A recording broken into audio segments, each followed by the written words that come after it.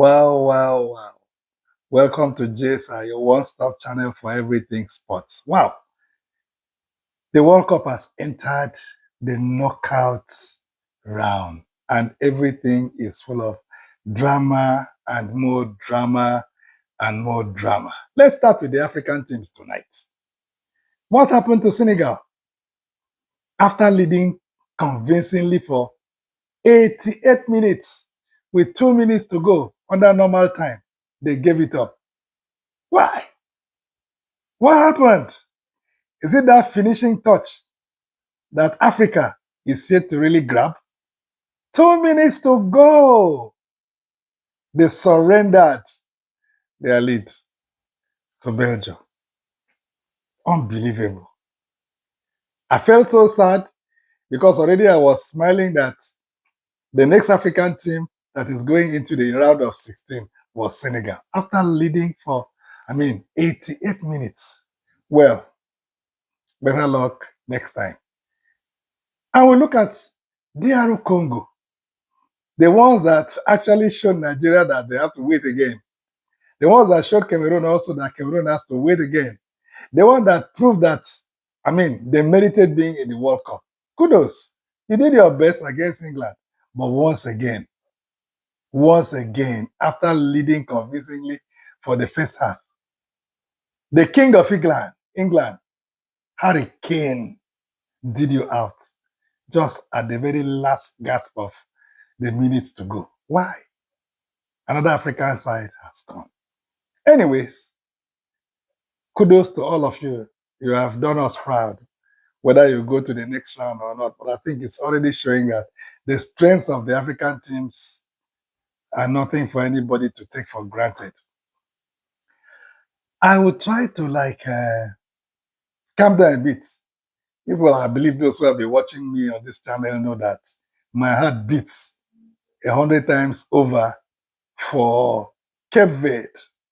My Cabo Verde brothers from the island of Cape Verde, off the coast of Senegal. Cape Verde will be playing tomorrow, Friday.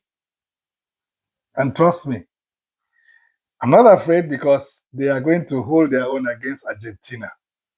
It won't be an easy match, but I believe that what they have shown so far, even lions can be brought down. Not to talk of crocodiles, or the Senegal, or the Albacete, as these teams are called from that part of the world. Go tomorrow, Cape Verde, and let's see you stand up and continue to prove every doubter wrong. Represent us well. I'll be rooting for you. Nothing to worry whatsoever. Who says Cape Verde cannot go to the round of 16? And then the crux of the matter tonight. The United States men's team. That is how they are called, the USMT. The USMT soccer team. Wow. You have continued to shine like a brilliant stars.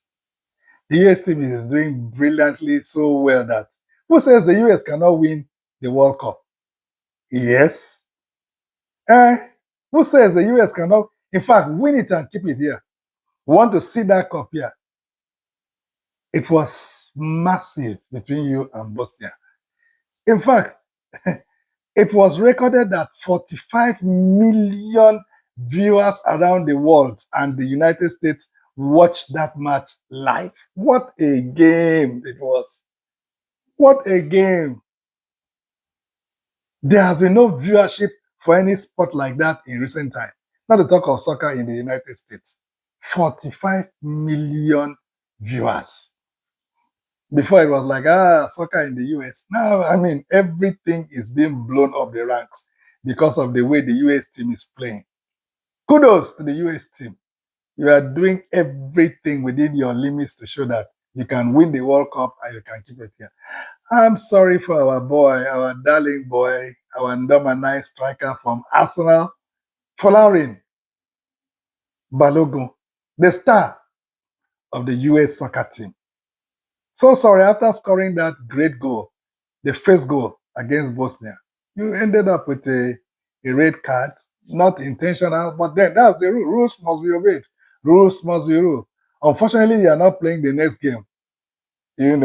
You are not playing the next game at all, which would have actually marked your record as far as this championships is concerned. I think you are playing.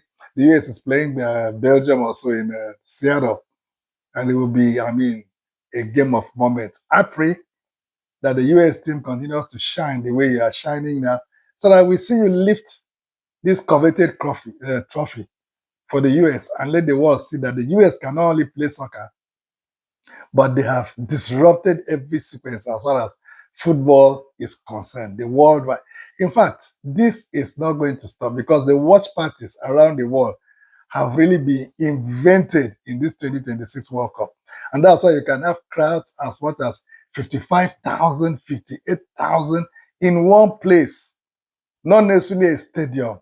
Street corners, street bars with screens highlighted in different forms just to catch a glimpse of their darling teams playing.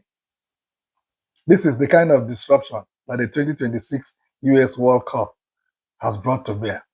And even as we enter this, round of 16, round of 8, and before you know it's round of 4 and the eventual, two finalists, all the games now will be veering into the stadiums in the United States because it's actually the total games are 78 for the US, 13 for Canada, and 13 for Mexico. As they begin to round up in in Canada and Mexico, attention will shift to the US stadiums. No thanks to the heat wave that is really going on here. Temperatures are really high. When I say high, they are really high. For even those who are from the tropics, you know what it means. Although the stadiums are temperature controlled and well managed, so that even if they are playing at 1 p.m., everything is just good. I wish the US soccer team the very best. Go get the trophy and bravo.